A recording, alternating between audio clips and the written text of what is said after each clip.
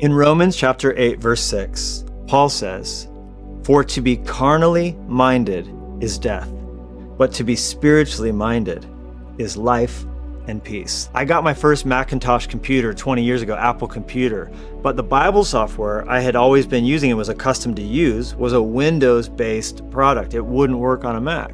So a friend told me about a way to use Windows on the Macintosh computer. It would allow me to open up a little window and I could have a pretend Windows device right there inside the Apple. It was strange to have these two operating, and it didn't work well, and it was buggy, and it caused everything to run slow, but at least it worked.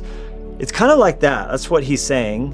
When you become a Christian, you go from just having the fleshly, sinful nature, which all our lives we were under the sway of the wicked one, to all of a sudden, God opens up a new way, a new choice that we have, a new window with a different operating system. And until heaven, they're both dueling it out.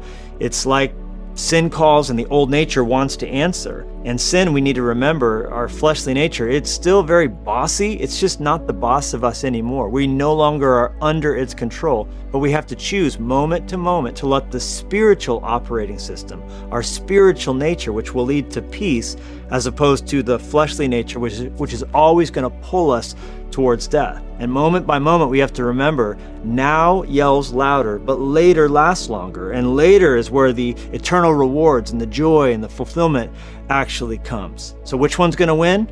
Whichever we feed. So today, feed your spirit.